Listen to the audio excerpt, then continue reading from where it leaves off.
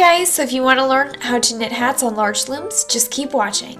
Alright, so here's a better glimpse of the loom set. This is a simple nifty knitter loom set. I have a video on how to make hats on a small loom, which I will post below, but this is the 31 peg loom, which is suggested for toddlers. This is the 36 peg loom, which is suggested for small adults, and then this is the 41 peg loom, which I think is a little excessive for big adults.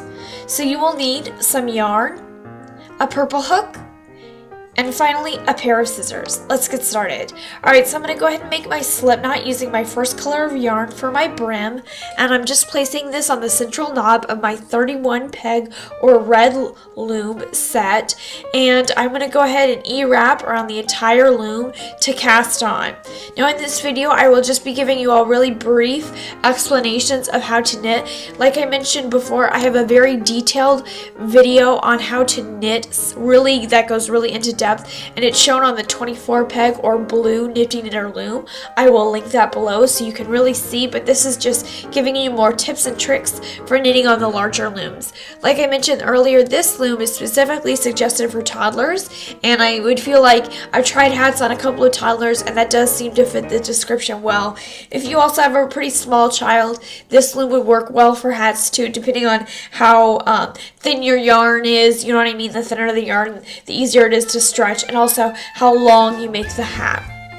So you can see I'm just kind of starting here, E-wrapping and then knitting off. One of the things I do notice with these larger looms is not only does it take longer to knit the hats, which I would keep into consideration, when you're also E-wrapping around the loom, it seems that the yarn seems to slip off the pegs easier.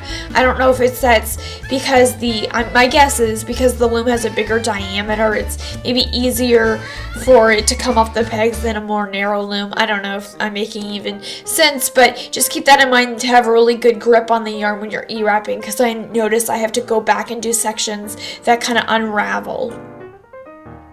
Alright, so I'm going to go ahead and do 17 rows, which I've seen here, and I'm making the brim. As you can see, I actually kind of made a taco and put my strand of yarn under my brim. You can see that to the right there. I've already switched my yarn color before I did the brim into my green, which is like what I want to do for the hat.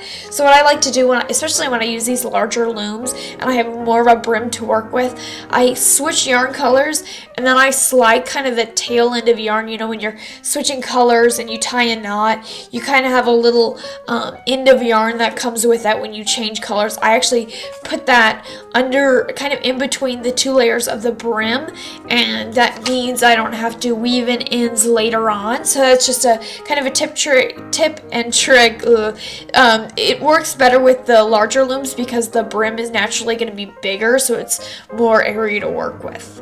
I'm just going to go ahead and start making the hat portion of this.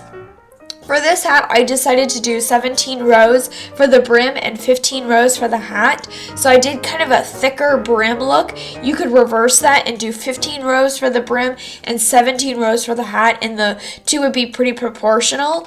Like I said, I was going for a certain look. Right now, I'm going to go ahead and take the hat off of the loom.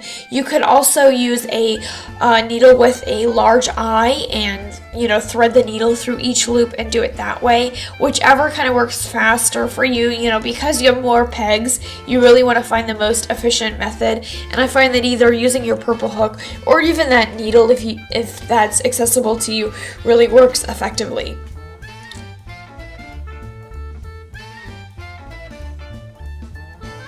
Alright, so I'm just going to go ahead and take off these last two pegs.